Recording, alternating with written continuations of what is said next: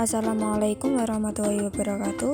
Perkenalkan, nama saya Liza Elviana Safitri dengan NIM 1860205222164 dari Prodi PKMI 3D. Kali ini saya akan membahas mengenai prinsip-prinsip pembelajaran.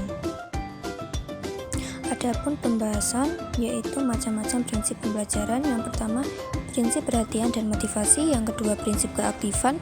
Yang ketiga, prinsip keterlibatan langsung. Yang keempat, prinsip pengulangan. Yang kelima, prinsip tantangan. Dan yang keenam, prinsip balikan dan penguatan. Sebelum kita memasuki macam-macam prinsip, terlebih dahulu kita memahami apa itu prinsip belajar. Prinsip belajar adalah suatu hubungan yang terjadi antara siswa dan guru agar mendapat motivasi belajar yang berguna bagi dirinya sendiri. Prinsip belajar dapat digunakan sebagai landasan berpikir, landasan berpijak, dan sumber motivasi agar proses belajar dan pembelajaran dapat berjalan dengan baik antara guru dan siswa. Langsung pada macam-macam prinsip pembelajaran. Yang pertama, prinsip perhatian dan motivasi. Perhatian memiliki peranan yang penting. Motivasi berhubungan dengan minat. Siswa yang memiliki minat lebih tinggi cenderung memiliki perhatian yang lebih terhadap mata pelajaran tersebut yang akan menimbulkan motivasi tinggi dalam belajar. Motivasi juga terdiri dari dua, yaitu motivasi intrinsik dan motivasi eksternal.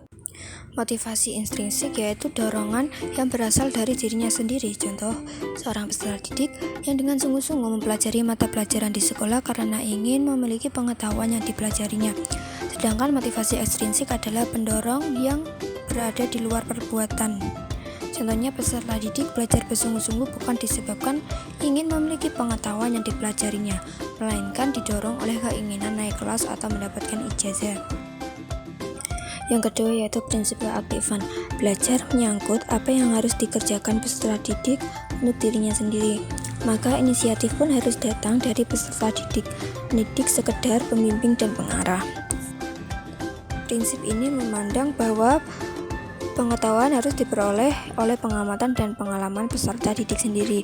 Karena jiwa yang memiliki energi sendiri dapat menjadi aktif karena didorong oleh kebutuhan-kebutuhan.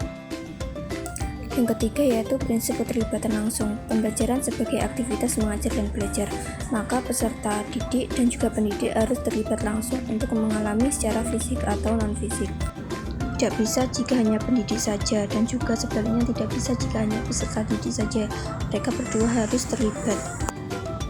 Selanjutnya, yang keempat yaitu prinsip pengulangan. Melatih daya manusia seperti mengingat, menghayal, merasakan, mengamat, menangkap. Dengan mengadakan pengulangan tersebut, maka daya akan berkembang. Adapun tokoh yang menekankan prinsip ini yaitu Thorndike. Menurutnya, bahwa belajar ialah pembentukan hubungan antara stimulus dan respon, dan pengulangan terhadap pengalaman itu memperbesar timbulnya respon yang benar. Selanjutnya yaitu prinsip tantangan. Dalam situasi belajar, pasti siswa dihadapkan oleh sebuah masalah atau tantangan dalam mempelajari materi atau bahan ajar, menyebabkan siswa merasa tertantang dan siswa dapat berpikir kritis untuk memecahkan masalah atau tantangan tersebut. Yang keenam dan yang terakhir yaitu prinsip balikan dan penguatan.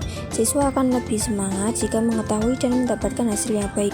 Apalagi hasil yang baik merupakan balikan yang menyenangkan dan berpengaruh baik lagi untuk usaha belajar peserta didik selanjutnya. Seperti contoh, apabila peserta didik memperoleh nilai yang baik dalam ulangan, tentu dia akan belajar bersungguh-sungguh untuk memperoleh nilai yang lebih baik untuk selanjutnya, karena nilai yang baik itu merupakan penguatan positif. Sebaliknya, bila peserta didik memperoleh nilai yang kurang baik, tentu dia merasa takut untuk tidak naik kelas. Karena takut tidak naik kelas, dia terdorong pula untuk belajar lebih giat. Nilai yang disebut dengan penguatan negatif, yang berarti bahwa peserta didik mencoba menghindar dari peristiwa yang tidak menyenangkan. Sekian yang dapat saya sampaikan. Apabila terdapat salah kata, saya mohon maaf sebesar-besarnya. Sampai jumpa pada materi selanjutnya. Wassalamualaikum warahmatullahi wabarakatuh.